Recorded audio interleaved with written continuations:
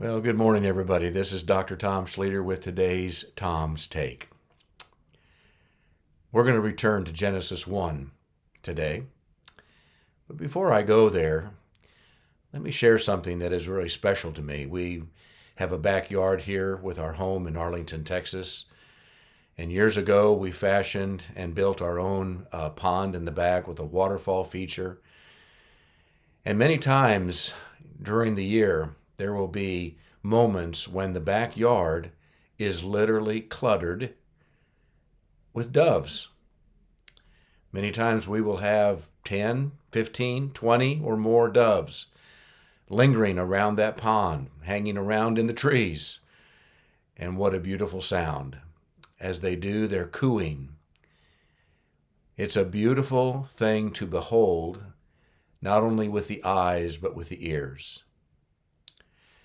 Now, I live right next door to the church because this house was formerly, well, I guess it still is, the parsonage of the church that I serve here for the last 37 years.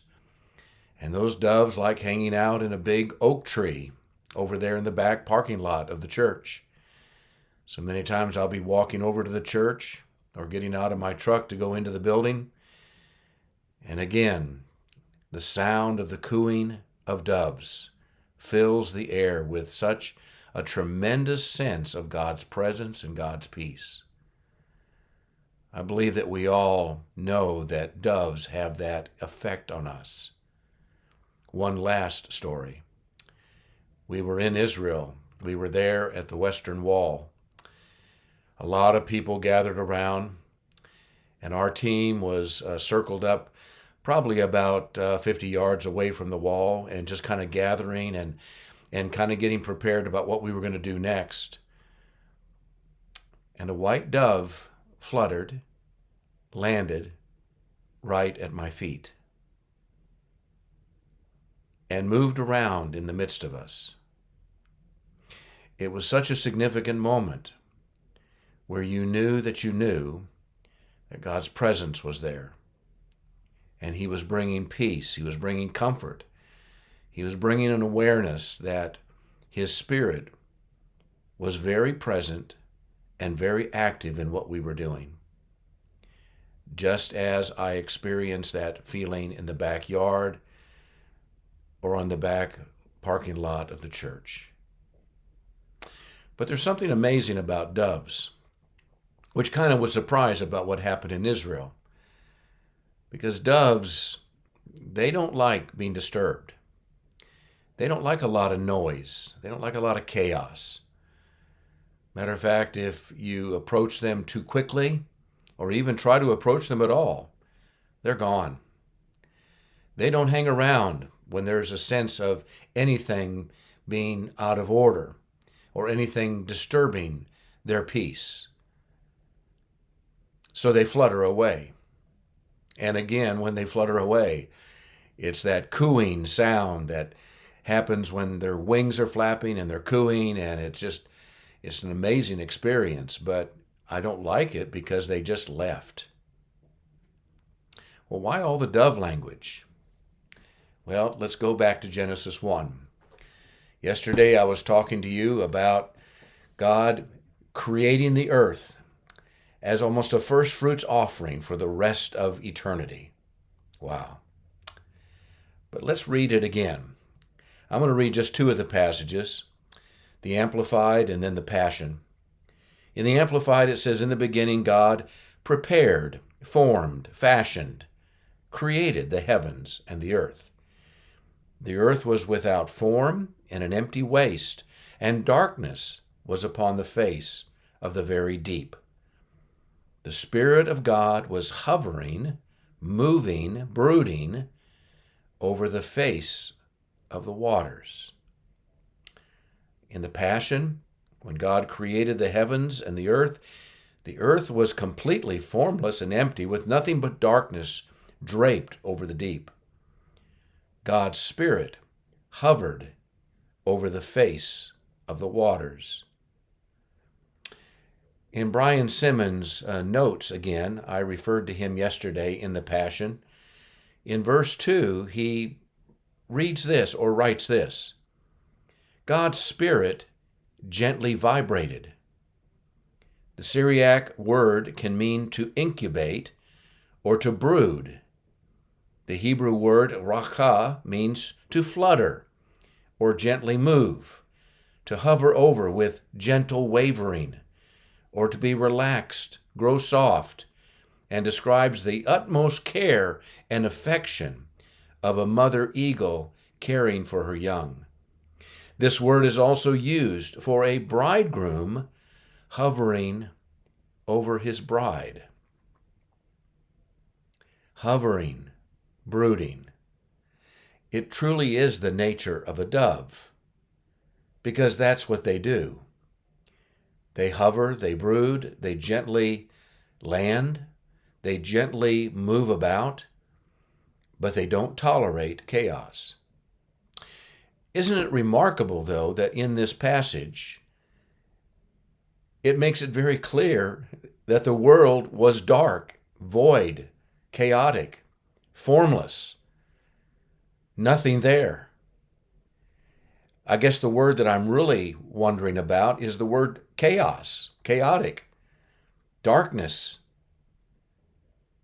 And yet the dove, the Spirit, the brooding, hovering, fluttering, softly, gently moving about Spirit came into the midst of that darkness, came into the midst of that chaos, came into the midst of that which was void and formless, and brought forth life.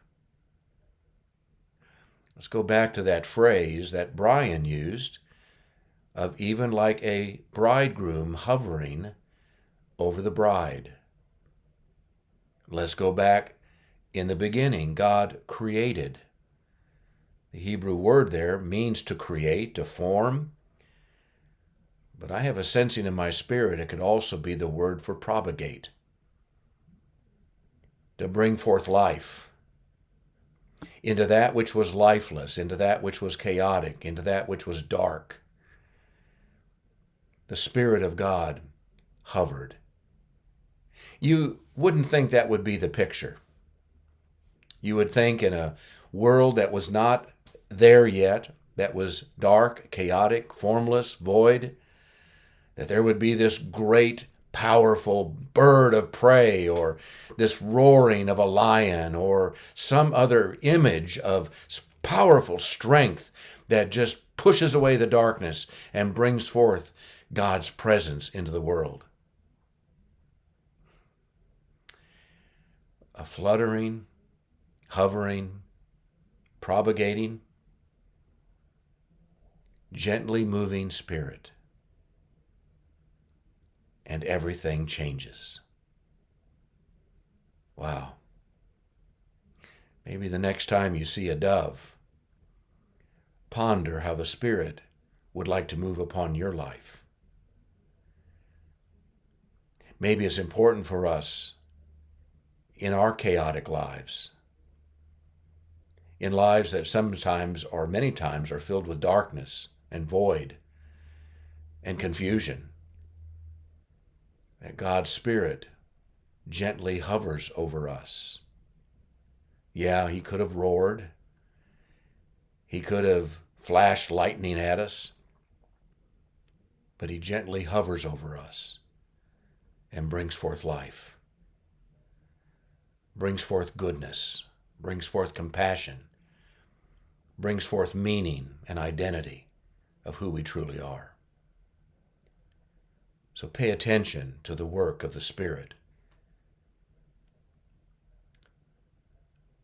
Brian also said in that comment, this same Holy Spirit overshadowed, brooded over a virgin named Mary to bring the perfect man into the world.